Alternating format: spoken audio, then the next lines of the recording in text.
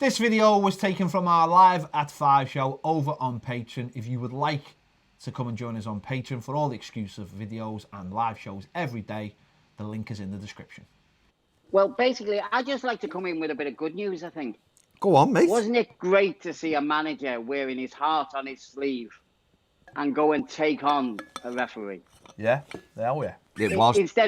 Instead of waiting for some drab interview where, you know, I didn't see it. I don't, you know, I want to look at it first.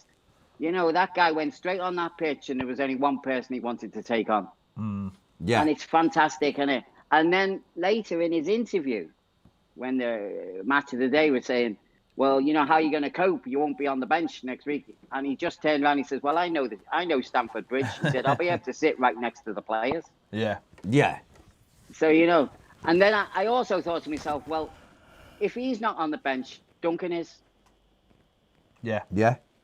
So, do you know what I mean? I just thought, well, okay, he's gone on. He's fighting for the cause already. And I think he gets the club. And that's... Yeah. You just feel positive about him, don't you? Yeah, and what he hasn't done as well is... His whole action. What I would say as well, Degs, I've watched that interview. So I've seen the thing on the pitch. I've watched the interview he does for Sky, and then he does the press conference interview as well. And in all three, he doesn't back down. No, he doesn't say, "Oh, I'm dead sorry." He doesn't like apologise. He just says it as it is. You know, he explains. He says Said he wasn't disrespectful, didn't he? He says it's not the first time I've been sent off and it's not the last. He said I wasn't disrespectful, and like you've just said there, he said, "Oh, I know where the seats are at Stamford Bridge." He's not sorry, and this is the problem with managers or even players. They say something where fans go, "Oh, that's fantastic," and then what happens is that they back down afterwards and go, "Oh, I'm sorry, I shouldn't have said that." No, you should have said that. And I'll tell you why, and I think Italy are enforcing this rule next year. Referees should have to tell, maybe not publicly, us, but they should have to tell the manager what's gone on. And you know what? The referee could have handled that so much easier by saying, "Carlo, let's go and have a chat in my room." Not here, in my room. And then, but he didn't. He stood there like a prefect at a school. Didn't he though? He did. Yeah. He stood there like a prefect. He did, you're right, yeah. And then he just pulled out this red card, and that was it. Like, and then what can Carlo say? It's happened. But I did like that he didn't back down. And what that should show, and we've just done a show. It'll be out tomorrow on the Tube Tapper about the captain. About you should have a leader at your club, and actually it shouldn't be your manager. It should be someone on that pitch who does that after the game. Because he is allowed to speak to the to the referee, and that player should be able to go to the referee and say, "Why did you give that decision?" Or I want to know why you give that. And because they're too aloof, these referees. They think that they can do what they want and they don't have to explain it. Yeah, it's the whole thing is, you know, we went on and he said this piece. He was already wound up beforehand, but the referee could have dealt with it. My thing with the referee in that decision is, though, who actually ruled it out? Did VAR rule it out? Did John, we know John Moss is like, but did John Moss say to the referee, "Go and have a look, it's this"? Could the referee have gone and had a look at it and gone, "No, I'm just wondering." In my view, he's not impeding it, so I'm allowing the goal to stand. I get where you're coming from, but you see, it's my understanding that the rule is that the VAR people in our league make the decision, and they tell the referee what the decision is.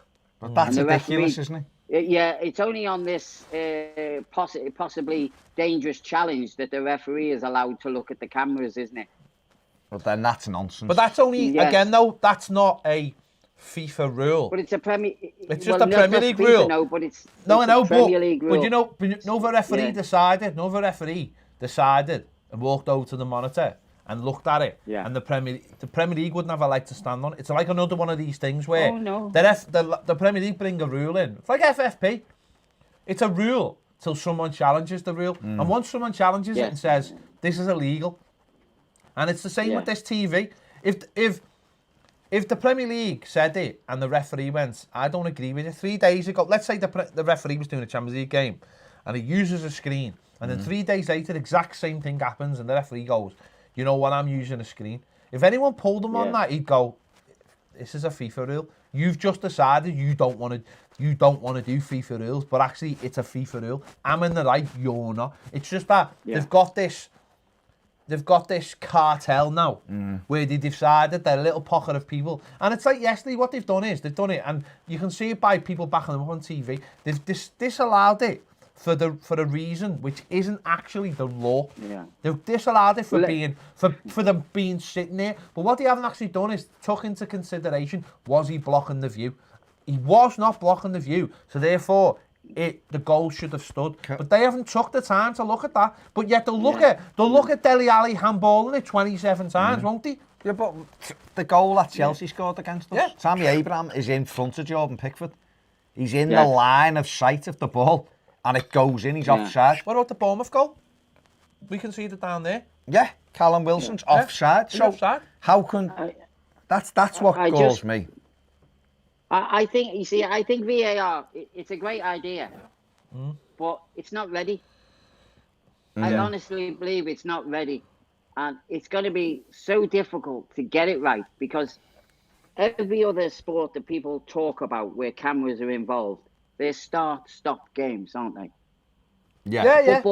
Football flows.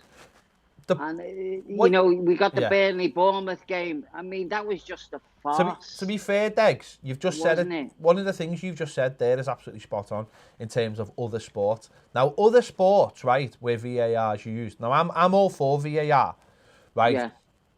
But one of the things you can say about other sports is that rules are black and white. They aren't debatable. In cricket, if it hits someone's wicket, if it's given LBW, you can see using technology whether it would have hit the wicket. In tennis with Hawkeye, you can see whether it's going to hit the line or not hit the line. Yeah. It's not or if it does, sorry, it's not. Yeah. That decision yesterday was not VAR. That was somebody's opinion, and their opinion was wrong. Their opinion was wrong, and that's all I can. Go on. All I can say is De Gea must have had a mouse eye view. That's all I can think, because, Sigurdsson, I've got to be honest, not happy that he just sat there in the first place anyway. Well, we've seen that before. No, what I would say to anybody who criticises Sigurdsson for sitting down, I'm not really... I'm not criticising him. I'm just saying, what I would say is... but what I would say is, he sat down, right? What I would say is, how many times does Richarlison just sit down? No, when he's been, if he's been fouled, he sits down quite a lot as well. And it's just, sometimes, it's that maybe he shouldn't have been there. But he does really well to get himself out the way when the ball does come towards him. Yes. But we shouldn't be, as Evertonians, we shouldn't be deflecting away from the conversation, I know you're not trying to do that. But every time someone says, well, why was Sigurdsson sitting there, you're letting that referee, what I'm saying is, you're letting that referee get away with it. The bigger point is, he was there, he was in that position for a reason, because he was fouled. That's why he was there. You see, before the ball hit the back of the net, I was already up in the air shouting for the penalty. Yeah, exactly. And that was from the park end. Exactly. Well, I must admit, I didn't see the challenge because the game's moving so fast. I never seen that. I'm following the ball. I'm seeing the save, actually, and I'm seeing where it's going because I'm watching the ball. But that's not my job. I'm a fan. I'm not the VAR guy. The VAR guy should be like, Sigurdsson's just been taken out there. It's a penalty. The minute that ball goes in. We had a big debate on it last week, didn't we, on the Premier League show, talking about the Bournemouth goal, whether it should have stood or not, or whatever, or whether you should have let the play go on. Yeah. Well, the minute yesterday, the VAR guy, it's like that, we call it the Pez rule, because of in the game, Pez. You always foul someone, but when the ball goes out, you go, I got away with that. And it almost felt like that yesterday. It almost felt like, well, we're not going to talk about that offside because we've got this other thing to talk about. And that's not what VAR's for. VAR should be to go, well, hang on, let me check the penalty first. What was the one? What game was it when? No, that was Man City away. Sorry, Man City away, when Thingy went down. Their play went down, but he was offside. He was offside, but we're having to check a penalty. Yeah. And we're like, eat Mara, as it was. Yeah. And we're like, he's offside. Yeah. But they were checking Yeah. both things Both at once. things. So why couldn't he have checked? It Yeah, it's a just nonsense. gets me.